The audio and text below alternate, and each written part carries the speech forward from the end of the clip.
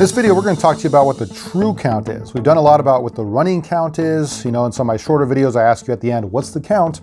And you've been really good about answering that. But when it comes to making a lot of our playing decisions and using some deviations, like in my deviation set of flashcards, this all usually relies on what's known as the true count. Okay, so to kind of illustrate this best, I'm going to give green and black 15 chips each.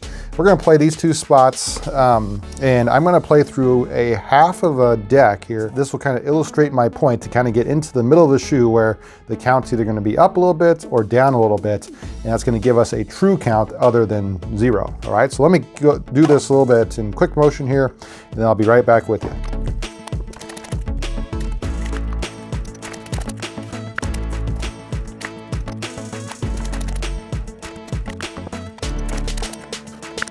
All right, so we've played through about half of a deck in this double deck shoe, and both green and black have won a few hands, they've lost a few hands, but most importantly, I have a running count of 4 right now. And what we can do with that is convert it to something called the true count. Now, if you think about what the true count means, it's gonna be the ratio of kind of your high cards to low cards that are left to be played in the deck. And because we have to use a true count because we don't really use single decks anymore, there's a few blackjack games out there that do have single deck available.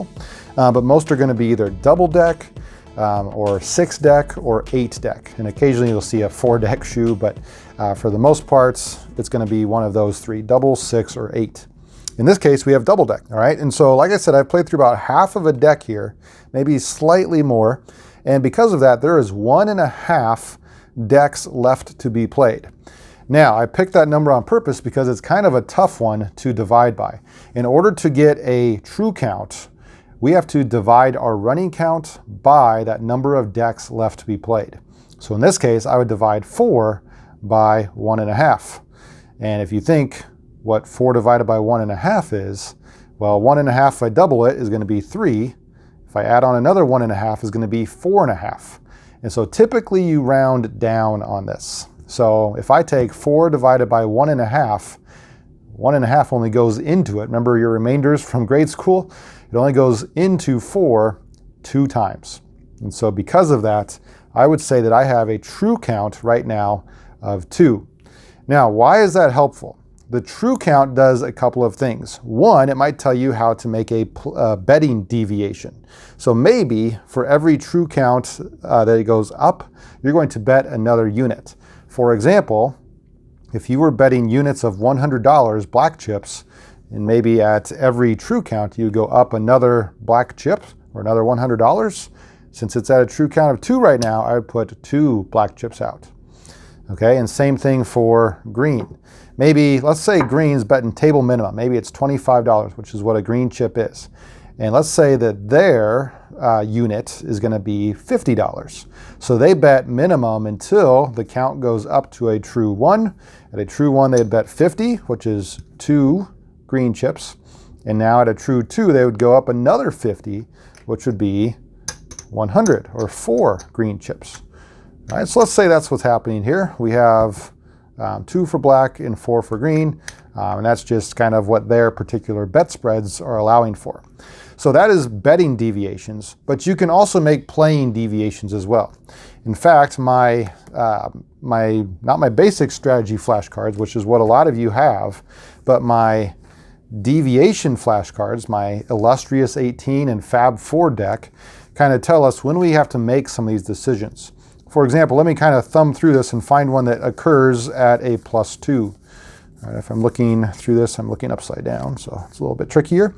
Here's one, okay? This is a 12 versus a dealer's 3. A 12 versus a dealer's 3 is normally going to be a hit, but at a true count of +2 or higher, you are going to stand instead of hit.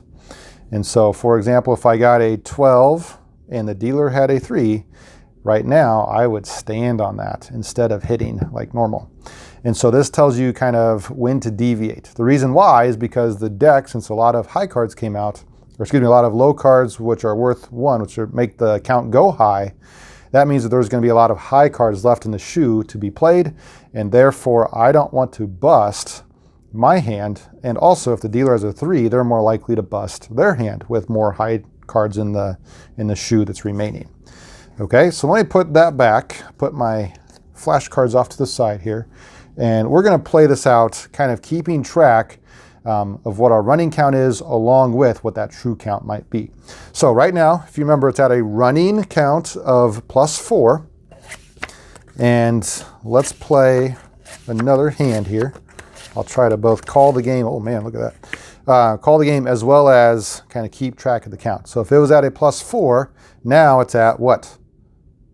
Good, it's at a +1, right? We had 1, 2, 3 high cards, which made it go down to a +1. All right, soft 20 we would stand. This guy got blackjack, so he gets 4.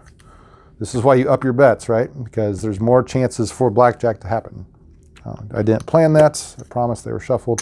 So they get another 150 onto their original bet. Okay, so our running count is, at a +1 right now. We're standing on the soft 20. The dealer has 13 and 17. They have to stand on that. And so now, if you think these two little cards came out, that's going to make the count go from that 1 to a 2, 3. So now we have a true count of 2 still, because our running count is 3 divided by 1.5 decks that are still left to be played.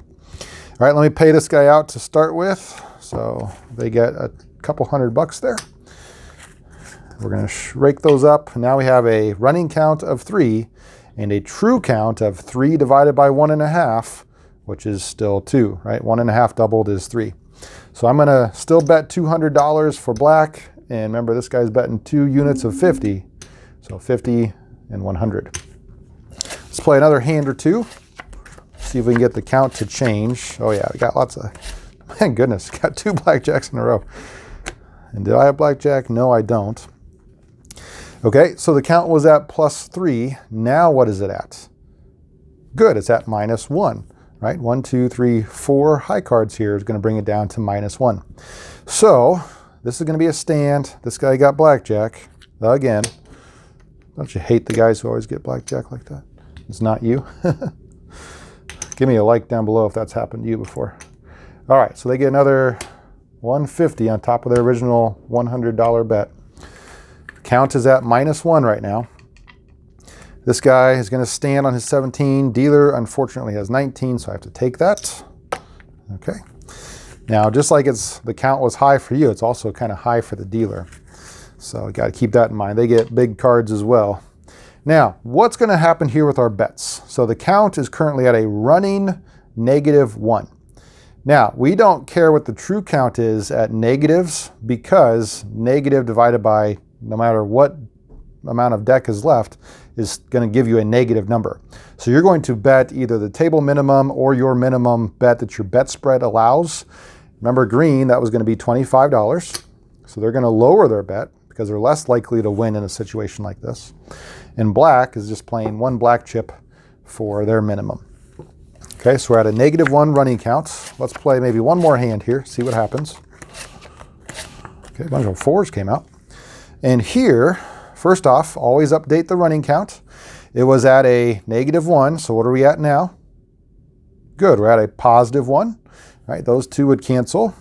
And the 7s, hopefully by now you're realizing that the 7, 8, and 9 are just nothings. Don't even look at those. So that's canceling. And we're at -1, 0, 1. Right, those are 2 little cards that make the count go up. Do we split a pair of 4s versus a 10? First off, do I have blackjack? No, I don't. No, you do not split a pair of 4s versus a 10. You're going to hit on this.